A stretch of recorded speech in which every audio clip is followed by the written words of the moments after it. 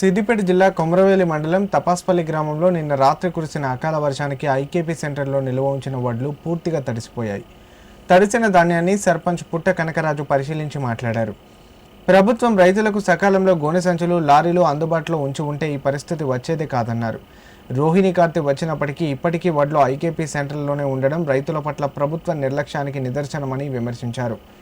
IKP సెంటర్ల నుంచి మిల్లులకు తరలించిన ధాన్యంలో మిల్లర్లు ఒక్కో బస్తాకు 2 కిలోల చొప్పున తరుగు తీస్తున్నారని ఆరోపించారు. దీనిపై ప్రశ్నించడానికి ప్రభుత్వంలో రైతుల తరపున మాట్లాడేవారు ఎవరూ లేరని ఆవేదన వ్యక్తం చేశారు. గత బీఆర్ఎస్ పాలనలో కేసీఆర్ రైతులకు ఎలాంటి ఇబ్బందులు కలగకుండా చూశారని, మిల్లర్లు ఒక్క గింజ కూడా కటింగ్ పెట్టలేదని అన్నారు. ప్రస్తుతం ప్రభుత్వం రైతులపై కక్షపూరిత వైఖరితో వ్యవహరిస్తోందని విమర్శించారు. రైతేడ్చిన రాజ్యం, ఎద్దేడ్చిన వ్యవసాయం బాగుపడినట్లు చరిత్రలో లేదన్నారు. ఇప్పటికైనా అధికారులు, ప్రభుత్వం వెంటనే స్పందించి వర్షానికి తడిసిన ధాన్యాన్ని ఎలాంటి తరుగు, కటింగు లేకుండా కొనుగోలు చేసి రైతులను ఆదుకోవాలని ఆయన డిమాండ్ చేశారు. ఈ కార్యక్రమంలో ఉప సర్పంచ్ మొలుగు నరసింహులు, వార్డు సభ్యులు, గ్రామ రైతులు, హమాలి సంఘం సభ్యులు పాల్గొన్నారు. తపాస్పల్లి గ్రామంలో రాత్రి కురిసిన వర్షానికి రైతుల మొత్తం ధాన్యము తడిసిపోయింది. కాబట్టి వాళ్ళు ఆందోళన చెందా ఉన్నారు, బిక్కుమని ఏడుస్తూ ఉన్నారు రైతులు. కాబట్టి ఈ ప్రభుత్వము నిర్లక్ష్యం వహించి ఇప్పటి కూడా మన గోనె సంచులు కానీ లారీలు కానీ సక్రమంగా రాలేకపోతున్నాయి. కాబట్టి మరి ప్రభుత్వం ఎందుకో నిర్లక్ష్యం వహిస్తుంది. ఈ రాష్ట్రంలో ఇంత దిగజారిన రాజకీయాలు చేసుకుంటూ మొద్దు నుంచి ప్రభుత్వం మేలుకోవాలి. ఇప్పుడైనా ఈ ప్రభుత్వానికి రైతులంటే నిర్లక్ష్యం ఉన్నది, రైతుల పట్ల అశ్రద్ధ ఉన్నది. కాబట్టి రైతుల కోసం ఈ ప్రభుత్వాన్ని ముడుతుందని చెప్పేసి ఈ సందర్భంగా తెలియజేస్తా ఉన్నాను. వెళ్ళిన ధాన్యం కూడా రైస్ మిల్లు కొనడం లేదు.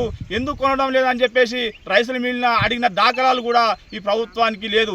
ఎందుకంటే రైస్ మిల్ల వాళ్ళు ఈ ప్రభుత్వము కుమ్మక్కై ఇలా ఒక సంచికి 2 కిలోలు కట్ చేసిన దాఖలాలు ఉన్నాయని చెప్పేసి ఈ సందర్భంగా తెలియజేస్తా ఉన్నాను. ఇప్పటికి కూడా రోహిణి కార్తె వచ్చింది.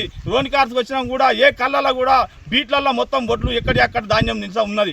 మళ్ళీ వడ్లు వచ్చే కాలం వచ్చినా కూడా ఇప్పుడు మళ్ళీ ప్రభుత్వం కూడా చర్య తీసుకోకపోవడం శోచనీయమైన విషయం. ఎందుకంటే ఈ ప్రభుత్వము ప్రజల పక్షం లేదు, మొత్తం రైతులను ముంచుతుంది. కాబట్టి ప్రభుత్వానికి ఒకటే సూటిగా ప్రశ్నిస్తున్నాం. ఎందుకంటే మీకు సుత్తశిస్తు ఉంటే ఇప్పటికైనా రేవంత్ సర్కార్ ఇకనైనా బంద్ చేసి ఈ రోడ్ల మీదకి ఉన్నటువంటి ధాన్యాన్ని మొత్తం వెంటనే కొనుగోలు చేపించి రైతుల పక్షాలు నిలబడి రేపు రాబోయే కోణంలో లేకపోతే నీకు తగిన శిక్ష అనుభవించక తప్పదని చెప్పేసి ఈ సందర్భంగా తెలియజేస్తా ఉన్నాం. కురిసిన భారీ వర్షానికి తపస్పల్లి ఐకేపీ సెంటర్లోని నింపిన ధాన్యం పూర్తిగా నాని రైతులు నెత్తికి చేతులు పెట్టి అనుమో రామచంద్ర అని అంటున్నారు.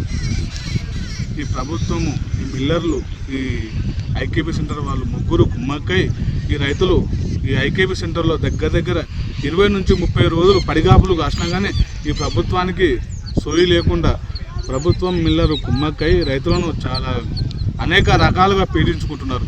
దయచేసి ఇప్పటికైనా ఈ ప్రభుత్వం ఈ రైతుల పట్ల వివక్ష చూపకుండా ఈ తడిసిన ధాన్యాన్ని వెంటనే ఎలాంటి కటింగ్ లేకుండా కొనుగోలు చేయాలని ప్రభుత్వాన్ని వినియోగించుకుంటున్నాం.